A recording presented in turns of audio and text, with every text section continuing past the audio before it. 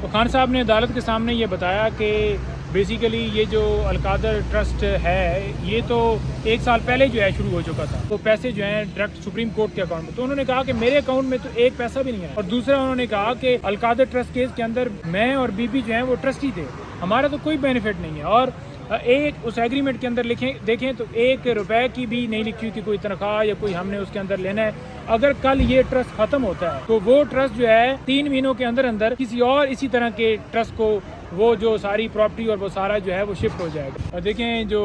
خان صاحب سے ملاقات ہوئی اس حوالے سے ذرا میں بتا دوں کہ خان صاحب سے ملے ہیں، عدالت لگنے سے پہلے ہماری ملاقات ہوئی، کیونکہ خان صاحب عدالت کے اندر بیٹھے ہوئے تھے اس وقت جو سائفر کیس کی سماعت ختم ہوئی تھی، دوسرے جج صاحب نے آنا تھا تو ہم پہلے پہنچ گئے۔ تو خان صاحب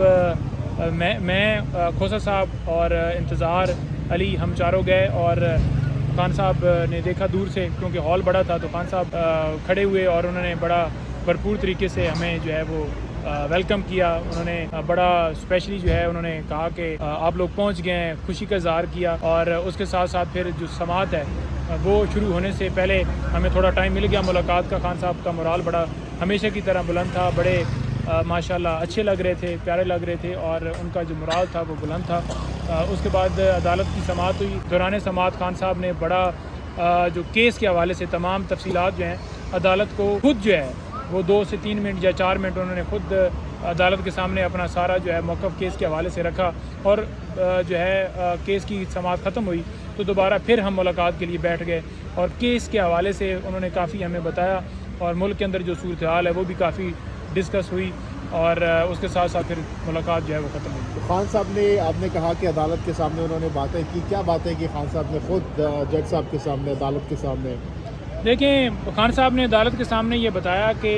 بیسیکلی یہ جو القادر ٹرسٹ ہے یہ تو 1 سال پہلے جو ہے شروع ہو چکا تھا، اور 1 سال کے بعد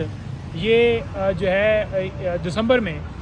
جو ہے کیبنٹ کے سامنے معاملہ آیا، اور کیبنٹ نے اسے تمام کیبنٹ نے منظور کیا، اور پھر سپریم کورٹ کے اکاؤنٹ میں یہ 190 ملین جو ہے پاؤنڈ جو ہیں وہ پیسے آئے۔ تو انہوں نے یہ کہا کہ بات یہ ہے کہ ہمارے ملک کے اندر اتنی بڑی رقم آ رہی تھی، جو کہ دیکھیں یہ سپریم کورٹ کا اکاؤنٹ جو ہے نا وہ بھی گورنمنٹ کو جو ہے تصور کیا جاتا ہے، گورنمنٹ کا اکاؤنٹ تصور کیا جاتا ہے، یوں نہیں ہوتا کہ وہ کوئی ہماری حکومت سے باہر کا پیسہ ہے یا سپریم کورٹ کوئی غیر ملکی ہے وہ استعمال ہو سکتا ہے۔ نمبر 2 انہوں نے بتایا کہ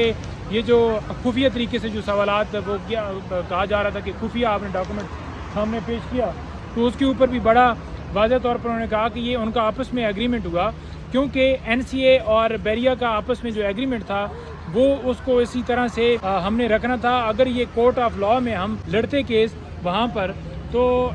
ہماری جب مشاورت ہوئی تو باقاعدہ طور پر